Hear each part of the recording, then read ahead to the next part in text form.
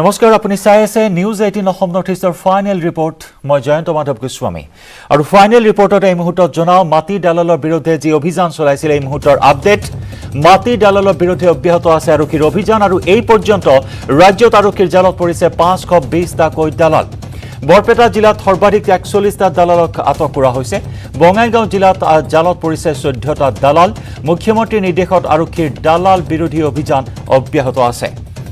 এই মুহূৰ্তৰ আপডেট আমি জনাইছো কালি নিখাৰে পৰা অসমৰ প্ৰায় প্ৰতিখন জিলাতে আৰক্ষীয়ে সৰ্ববৃহৎ অভিযান চলাইছে দালালৰ বিৰুদ্ধে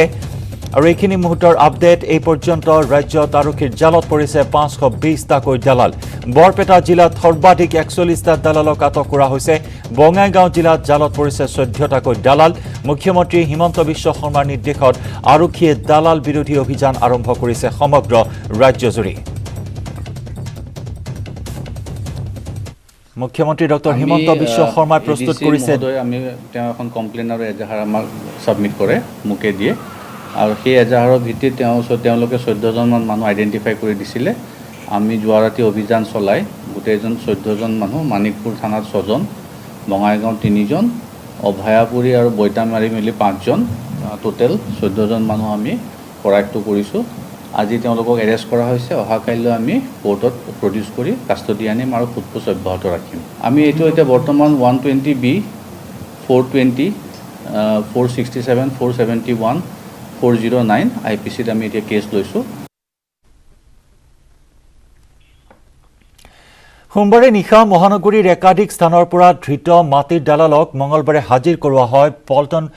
পান বজাৰৰ ক্ৰাইম ব্ৰাঞ্চত বৰ্তমানলৈকে 23টা কৈ মাটিৰ দালালক হাজিৰ কৰোৱা হৈছে ক্ৰাইম ব্ৰাঞ্চৰ পৰা লৈ যোৱা হ'ব আদালতলৈ মহানগৰীত আৰক্ষীৰ জালত পৰিছে মুঠ 35টা কৈ দালাল আটকাধীন দালালসকলৰ ভিতৰত জালুকবাৰীৰ পৰা এটা বৰলুমুখৰ পৰা 3টা বশিষ্ঠৰ পৰা 5টা চানমাৰীৰ পৰা 2টা দিছপুৰৰ পৰা 3টা পল্টন বজাৰৰ পৰা 1টা আৰু হাতীগাঁৱৰ পৰা আটক কৰা হয় 2টা কৈ দালালক সোমবাৰে নিশা মহানগৰীৰ একাধিক স্থানৰ পৰা ধৃত মাটিৰ দালালক মঙলবাৰে হাজিৰ কৰোৱা হয় পান বজাৰৰ ক্ৰাইম ব্ৰাঞ্চত বৰ্তমানলৈকে 23টা কৈ মাটিৰ দালালক হাজিৰ কৰোৱা হৈছে ক্ৰাইম ব্ৰাঞ্চত আৰু মহানগৰীত আৰক্ষীৰ জালত এই পৰ্যন্ত পৰিছে মুঠ 35টা কৈ দালাল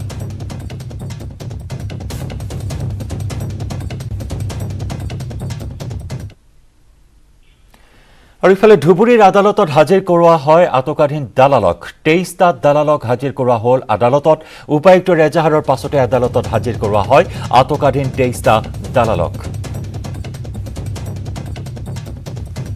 ধুবুৰীত আটকাধীন 23টা দালালক আজি আদালতত হাজিৰ কৰোৱা হৈছে উপায়ুক্তৰ এজাহাৰৰ পাছতে আদালতত হাজিৰ কৰোৱা হয় আটকাধীন 23টা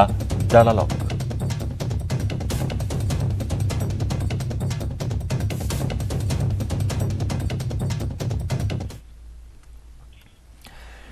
আন এক ব্ৰেকিং নিউজ কোকৰাঝাৰৰ উল্টা পানীত আৰক্ষীৰ এনকাউণ্টাৰত তদন্তৰ নিৰ্দেশ নামনি অসমৰ আয়ুক্ত জয়ন্ত নাৰ্লিকৰক তদন্তৰ দায়িত্ব অৰ্পণ কৰা হৈছে আৰু 15 দিনৰ ভিতৰত দিব লাগিব তদন্তৰ প্ৰতিবেদন 18 ছেপ্টেম্বৰত সংঘটিত হৈছিল সেই ঘটনাত নিহত হৈছিল 2 সন্দেহজনক ইউএলপি উগ্ৰপন্থী এই ঘটনাৰ বিৰুদ্ধাচৰণ কৰি প্ৰতিবাদ অব্যাহত আছে বিটিআৰত এফচুৱে প্ৰতিবাদ সাব্যস্ত কৰি আহিছে আৰু এইখিনি মুহূৰ্তৰ খবৰ কোকৰাঝাৰৰ উল্টা পানীত আৰক্ষীৰ এনকাউণ্টাৰত তদন্তৰ নিৰ্দেশ ঘোষণা কৰা হৈছে নামনি অসমৰ আয়ুক্ত জয়ন্ত নাৰ্লিকৰক তদন্তৰ দায়িত্ব অৰ্পণ কৰা হৈছে 15 দিনৰ ভিতৰত দিব লাগিব তদন্তৰ প্ৰতিবেদন 18 ছেপ্টেম্বৰত সংঘটিত হৈছিল এনকাউণ্টাৰৰ ঘটনাত যি এনকাউণ্টাৰত নিহত হৈছিল 2 সন্দেহজনক ইউএলপি উগ্ৰপন্থী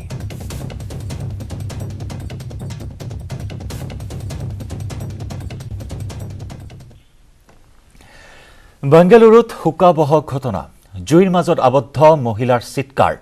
বেংগালুৰুৰ চিক্কানাহাল্লিৰ এটা এপাৰ্টমেণ্টত সংঘটিত হয় এই ভয়ংকৰ অগ্নিকাণ্ড চিলিণ্ডাৰ বিস্ফোৰণৰ ফলত সংঘটিত হয় এই ঘটনা আৰু এই ভয়ংকৰ অগ্নিকাণ্ডত মৃত্যুক আঁকোৱালি লয় এগৰাকী লোকে চিক্কানাহাল্লিৰ আশ্ৰিত এপাৰ্টমেণ্টৰ 3য় মহলাত সংঘটিত হয় এই ভয়ংকৰ অগ্নিকাণ্ড জুয়ে আগুৰি ধৰে সমগ্ৰ অট্টালিকাটো আমি দেখুৱাইছো 3টা কৈ ফ্লেট এনেদৰে জুইত চকুৰ সন্মুখতে জাহ গৈছে এজন লোক নিহত হোৱাৰ খবৰ আহিছে চিলিণ্ডাৰ বিস্ফোৰণ সংঘটিত হৈ এপাৰ্টমেণ্টত এই বিস্ফোৰণ সংঘটিত হয় এই অগ্নিকাণ্ডৰ ঘটনা সংঘটিত হয় আৰু চিলিণ্ডাৰ বিস্ফোৰণৰ পিছতে মুহূৰ্তৰ ভিতৰতে 3টাকৈ ফ্লেট লেলিহান শিখাই আগুৰি ধৰে। জুইৰ লেলিহান শিখাই আগুৰি ধৰে 3টাকৈ ফ্লেট। চকুৰ প্ৰচাৰতে জাহ গ'ল 3টাকৈ ফ্লেট। এই ভয়ংকৰ অগ্নিকাণ্ডত প্ৰাণ হেৰুৱাইছে এজন লোকে।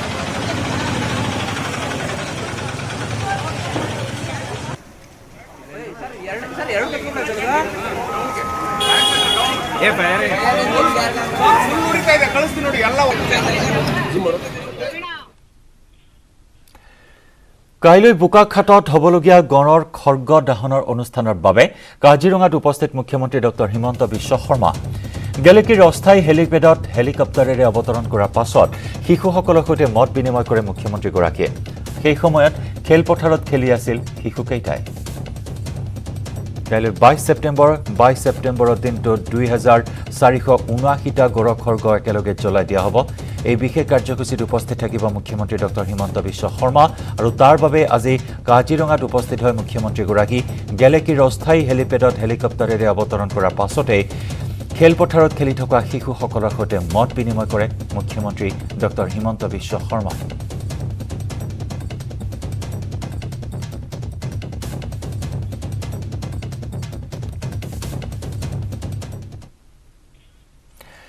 আৰু ফাইনেল ৰিপৰ্টত আমি খবৰৰ ধাৰা অব্যাহত ৰাখিম। তাৰ পূৰ্বে লৈছো এটি বাণিজ্যিক বিৰতি।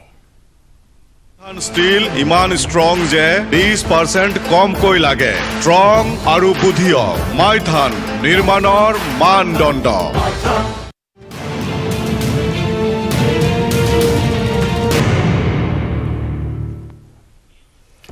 বুধবাৰৰ পৰা দুদিনীয়াকৈ উত্তৰ গুৱাহাটীত অনুষ্ঠিত হ'ব বিজেপিৰ ৰাজ্যিক কাৰ্যনিৰ্বাহক সভা। সভাৰ বাবে আটকধুনীয়াকৈ পেণ্ডেল সজাই পৰাই তোলা হৈছে উত্তৰ গুৱাহাটীৰ ব্ৰহ্মপুত্ৰ নৈৰ পাৰত। ব্ৰহ্মপুত্ৰ নৈৰ পাৰৰ এক নৈসৰ্গিক পৰিৱেশত অনুষ্ঠিত হ'ব বিজেপিৰ কাৰ্যনিৰ্বাহকৰ প্ৰতিটো কাৰ্যসূচী। মধ্যম খণ্ডস্থিত বাৰোৱাৰী দুৰ্গা পূজাৰ প্ৰাংগণত সাজু কৰা হৈছে 26,000 বৰ্গফুটৰ এটা বিশাল পেণ্ডেল।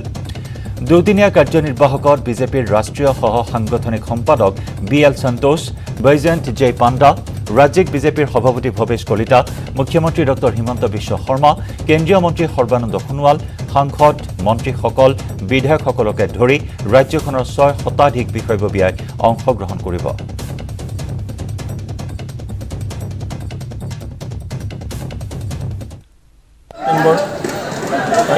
আমাৰ ইতিহাস প্ৰসিদ্ধ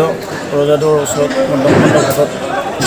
আমাৰ দুদিনীয়াকৈ ৰাজ্যিক কাৰ্যসভা অনুষ্ঠিত হ'ব। উক্ত সভাত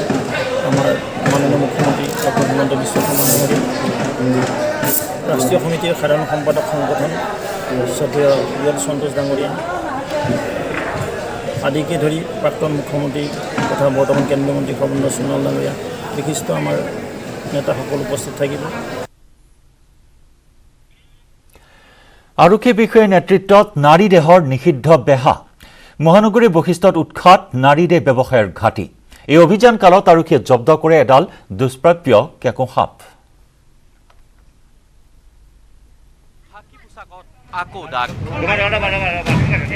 নিষিদ্ধ বেহাৰ নেতৃত্বত খুদ আৰক্ষী। চৰকাৰী আৱাসৰ পৰাই চলায় নাৰী দেহৰ বেহা। বন্যপ্ৰাণীৰ চোৰাং বেহাটো আৰক্ষী।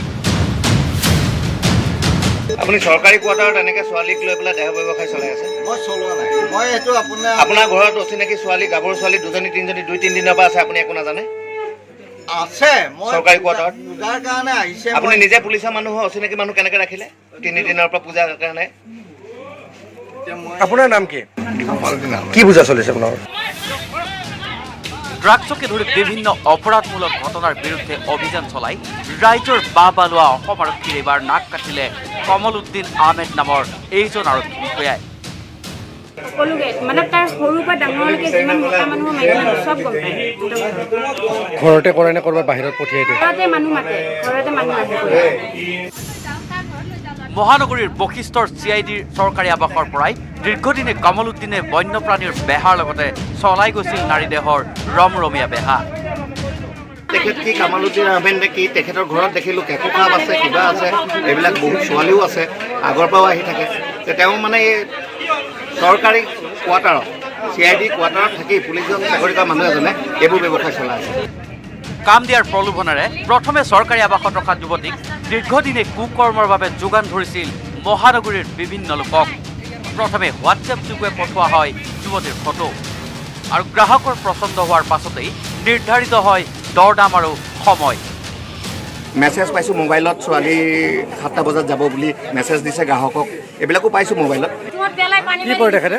তেখেতে পুলিচত আৰক্ষীত কাম কৰে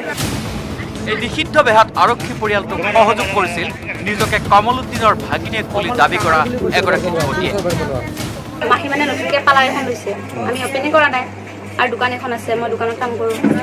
দোকানত মানে দুজনী ছোৱালী লাগে আমি বিক্ৰী আৰু মই দোকানত কাম তুমি মানে মাহী ঘৰতে থাকা কেতিয়াৰ পৰা আছা মাহী ঘৰত থকা মোৰ 4 মাহ হৈ গ'ল নাৰী দেহৰ বেহাৰ ঘাটিৰ পৰাই পলাই প্ৰথমপি ৰক্ষা পৰা মৰিগাঁৱৰ মায়ঙৰ এগৰাকী যুৱতীৰ বাবেই পোহৰলৈ আহে এই সমগ্ৰ কুকাণ্ড কৈছে খুৰী মোক ক'বৰ কাৰণে লাজ লাগে মই কৈছে তোমাৰ মই মা দিয়া কোৱা বগা এজনী ছোৱালী আছে বগা ছোৱালীজনী মোৰ বন্ধু হয় তাই মোক আনিছে কৈছে কি ইয়াতে ৰেপ কেছ চলে দুনিয়া ছোৱালীগিলা আনি আছে আৰু বৰবাদ কৰি আছে এই কথাটো কোনে কৈছে বগা ছোৱালী এজনী আছে সেই ছোৱালীজনীয়ে কৈছে ইয়াৰ পাছতেই আৰক্ষীয়ে অভিযান চলাই অসম আৰক্ষীৰ বিশেষ শাখাত কৰ্মৰত কমলুদ্দিন আহমেদৰ ঘৰত আৰু আৰক্ষীৰ অভিযান কালত উদ্ধাৰ কৰিছে এডাল দুষ্প্ৰাপ্য কেকু সাপ বশিষ্ঠৰ পৰা উৎপল হালৈৰ report news 18 Assam north east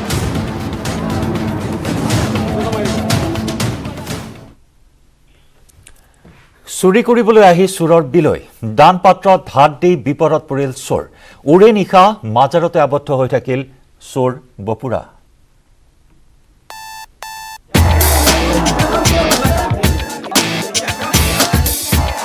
এইটো ঘটনা বাবাৰ চমৎকাৰে বোলে নে বপুৰাৰ বিলয়ে বোলে চুৰি কৰিবলৈ আহি ফান্দত ফচিল দুৰ্ভগীয়া চোৰ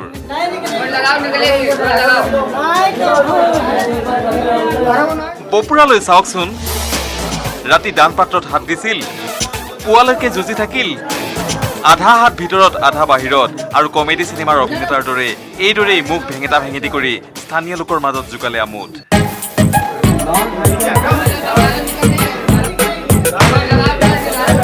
দৃশ্যটো উত্তৰ প্ৰদেশৰ কোনো জ্বৰ মৰহৰপুৰ লাল শ্বহীদ বাবাৰ মাজাৰত চুৰি কৰিবলৈ গৈ চোৰে দান পাত্ৰত সোমোৱাইছিল হাত পুৱা গাঁওবাসীয়ে মাজাৰৰ পৰা শুনিলে কান্দোনৰ মাত গৈ দেখিলে এই দৃশ্য বহু সময় গোটেই গাঁওবাসীয়ে যুঁজিও দান পাত্ৰটোৰ পৰা উলিয়াব নোৱাৰিলে চোৰৰ হাত তাৰ পিছত আৰক্ষী আহি তলা ভাঙিলতহে মুক্তি পালে চোৰে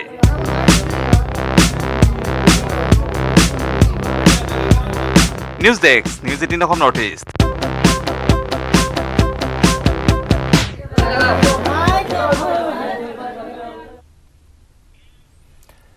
মহানগৰীৰ খানাপাৰাত ভাৰতীয় সেনাৰ উদ্যোগত আলোচনা চক্ৰ ভাৰত আৰু বাংলাদেশৰ সম্পৰ্কৰ ওপৰত অনুষ্ঠিত হয় এই আলোচনা চক্ৰখন আলোচনা চক্ৰত প্ৰতিৰক্ষা বিভাগৰ ৰাজ্যিক মন্ত্ৰী অজয় ভাট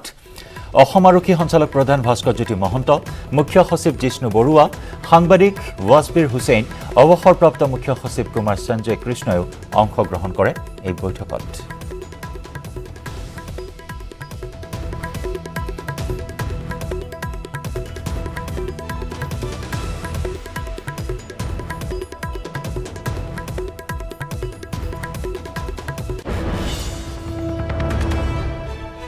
ভাৰত আৰু বাংলাদেশৰ সম্পৰ্ক সন্দৰ্ভত আলোচনা কৰা হয় মহানগৰীৰ খানাপাৰাত অনুষ্ঠিত হয় এই বৈঠক ভাৰতীয় সেনাৰ উদ্যোগত এই আলোচনা চক্ৰ ভাৰত আৰু বাংলাদেশৰ সম্পৰ্ক সন্দৰ্ভত আলোচনা চক্ৰত আলোচনা কৰা হৈছে আলোচনা চক্ৰত প্ৰতিৰক্ষা বিভাগৰ ৰাজ্যিক মন্ত্ৰী অজয় ভাট অসম আৰক্ষী সঞ্চালক প্ৰধান ভাস্কৰজ্যোতি মহন্ত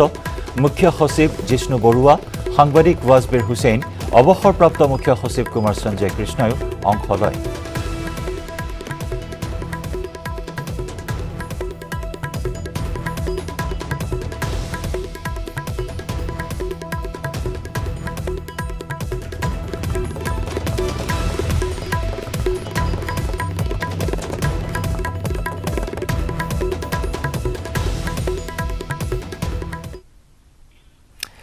আৰু ইয়াৰ সৈতে সময় হ'ল আজি নিউজ 18 অসম নৰ্থ ইষ্টৰ ফাইনেল ৰিপৰ্টৰ পৰা বিদায় লোৱাৰ